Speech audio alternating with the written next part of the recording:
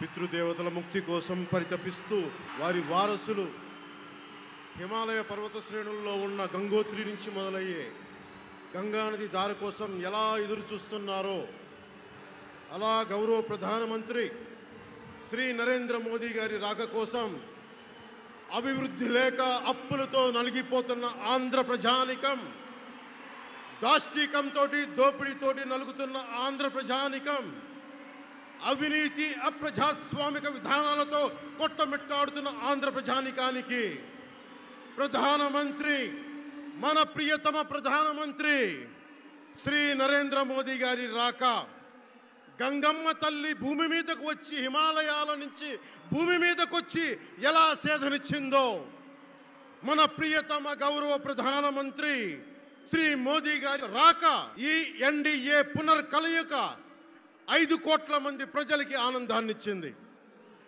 దేశ ప్రజల ఆశీస్సులతో ముచ్చటగా 3వసారి ప్రధానమంత్రి అవ్వబోతూ హ్యాట్రిక్ కొట్టబోతున్న శ్రీ మోదీ గారికి ఆంధ్ర రాజ్య ప్రజల తరపు నుంచి ఎన్డీఏ కూటమిలో భాగస్వామ్యమైన 3 పార్టీలు భారతీయ జనతా పార్టీ, తెలుగుదేశం, జనసేన తరపు నుంచి శ్రీ నరేంద్ర మోదీ గారికి ఘన స్వాగతం పలుకుతూ హృదయపూర్వక నమస్కారాలు తెలియజేస్తున్నాను.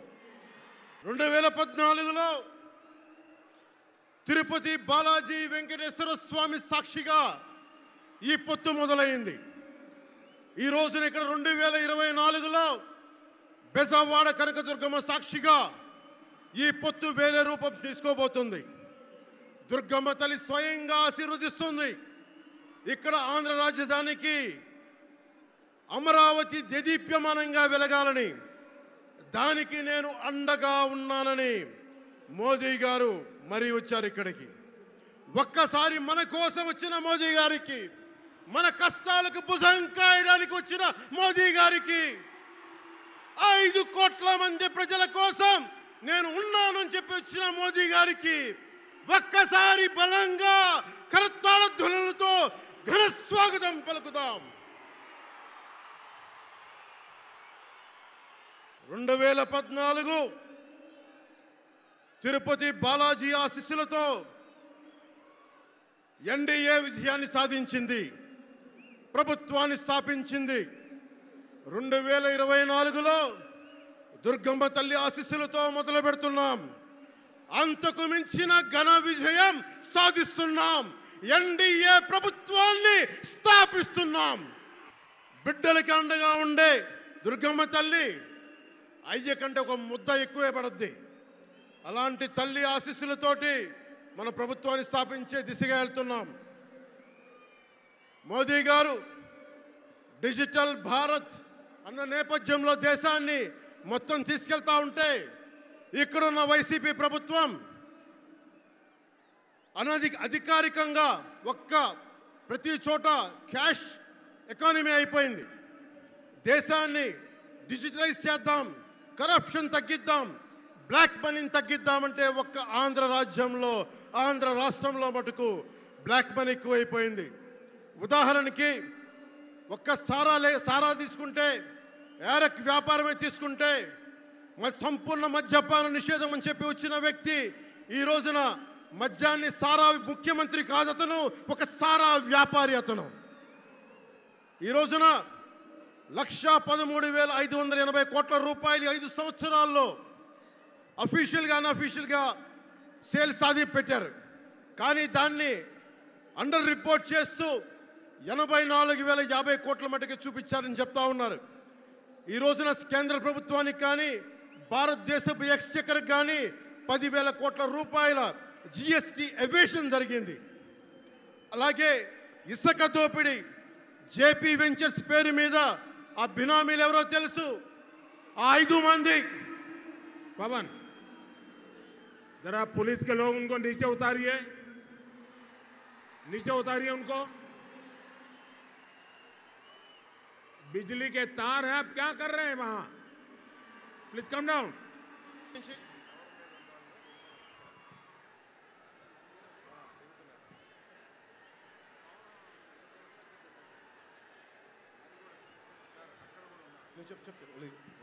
आपकी जिंदगी हमारे लिए बहुत कीमती है। प्लीज नीचे आइए। आप मीडिया वालों ने आपकी फोटो ले ली है, आप नीचे आइए।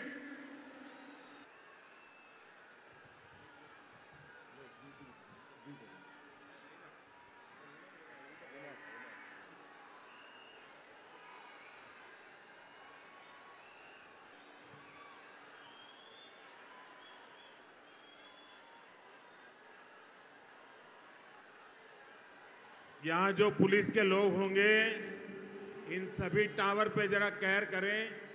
इसमें बिजली के तार हैं, अगर कुछ गलत हो गया तो हमारे लिए बहुत पीड़ादायक होगा।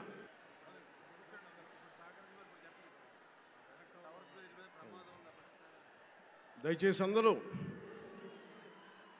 ఆ ఎలక్ట్రికల్ లైట్స్ అన్నీ ఉన్నాయి, ఎలక్ట్రికల్ కనెక్షన్స్ ఉన్నాయి. దయచేసి మీ ప్రాణాల మీద ప్రధానమంత్రి గారు ఎప్పుడు ప్రోటోకాల్ బ్రేక్ చేసి మరి మీకోసం వచ్చారు. దయచేసి వాటి మీదకి ఎక్కకండి.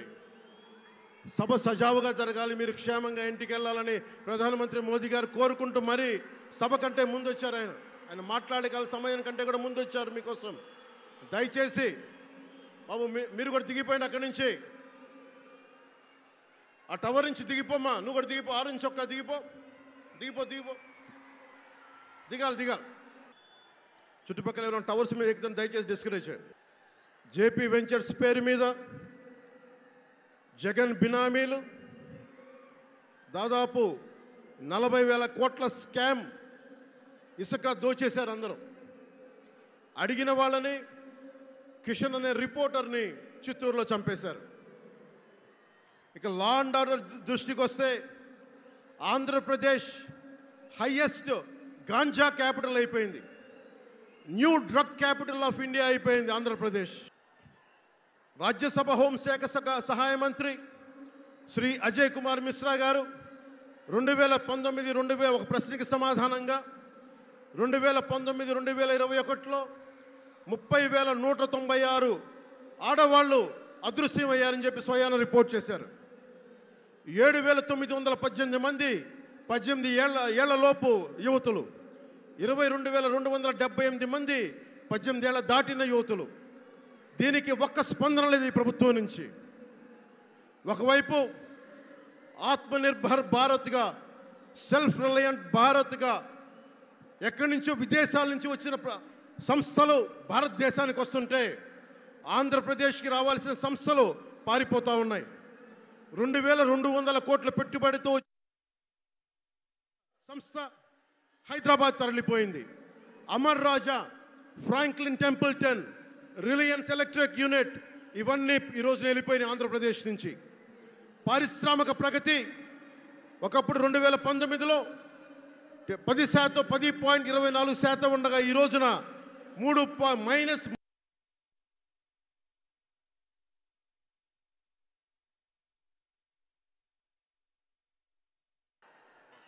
దయచేసి మీరు అందరూ మైక్ సెట్ మీద పడకుండా దూరంగా వెళ్ళండి. అందరూ దయచేసి మీ ఉత్సాహం రాష్ట్రం వైపు చూపించండి, దేశం వైపు చూపించండి. మైక్ సెట్ మీద పడితే మనకి మాట్లాడటానికి ప్రధానమంత్రి గారు విలువైన మెసేజ్ ఇస్తారు. దానికోసం మైక్ మీద పడకుండా, కన్సోల్ మీద పడకుండా దయచేసి అందరూ అక్కడున్న యువకులు అందరూ దయచేసి ఒత్తిడి చేయకుండా వెనక్కి వెళ్ళండి. ఆంధ్రప్రదేశ్ నెగిటివ్ గ్రోత్ పోతా ఉంది. మా మీద తెలుసు వైజాగ్లో ఇన్సిడెంట్లు కానీ ప్రతిపక్ష నాయకుల మీద ఎలాంటి దాడులు చేశారో. బీజేపీ కార్యకర్తల్ని పొట్టల్లో కత్తులు గుచ్చి పేగులు బయటికి తీశారు వైసీపీ నాయకులు. వైఎస్ వివేకానంద రెడ్డి గారిని మర్డర్ చేయించిన ప్రభుత్వం ఇది. సిబిఎన్ గారిని ఇబ్బంది పెట్టిన ప్రభుత్వం అరెస్ట్ చేసి నన్ను స్వయాన అనేక పర్యాయాలు అడ్డుకున్న ప్రభుత్వం ఇది. ఈ ప్రభుత్వం పోవాలి. ఈ ప్రభుత్వం పోవాలంటే ఒకటే, డబ్బులు పెరిగిపోయిన జగన్కి ఎవరు అడ్డు ఆపు లేరు, నేను ఏదైనా చేయగలను అనుకుంటున్నాడు. రావణాసురుడు కూడా ఒకటే అనుకున్నాడు, నా చుట్టూ బంగారంతో కట్టిన లంక ఉంది, వజ్రాలతో వైడూర్యాలతో ఉన్న పుష్పక విమానం ఉంది, ధీరులు సూరులు మంది మార్బలం ఉన్నారు అనుకున్నాడు. నన్నేం చేయగలడు అనుకున్నాడు. నార చీర కట్టుకొని నేల మీద నిలబడి శ్రీరాముడు బాణంతో చంపేశాడు. అయోధ్యకే రాముణ్ణి తీసుకొచ్చిన శ్రీ మోదీ గారు ఇక్కడ ఉంటే రాష్ట్రాన్ని రావణకాస్త్రం చేసిన చిటికిని వేలంత రావణాసురుణ్ణి తీసేయడం అంత కష్టమా? నేను తాడేపల్లిగూడెం సభలోనే చెప్పాను, ఇక్కడ నుండి నేను దేవదత్తం పూరిస్తున్నానని. అర్జునుడు పూరించిన శంఖం దేవదత్తం అంటే నేను దేవదత్తం అన్నాను, కానీ పాంచజన్యం అనలేదు. అది పూరించాల్సింది ద్వారకలో ఉన్న శ్రీకృష్ణుడే. అక్కడి నుండే మోదీ గారు పాంచజన్యాన్ని వచ్చిన మోదీ గారు, గుజరాత్ ద్వారక నుంచి వచ్చిన శ్రీ మోదీ గారు ఈ కురుక్షేత్ర యుద్ధం కోసం పాంచజన్యాన్ని పూరిస్తారు.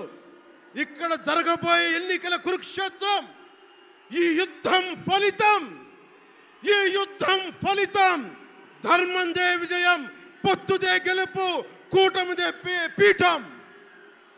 ధర్మందే విజయం, పొత్తుదే గెలుపు, కూటమిదే పీఠం. జై హింద్.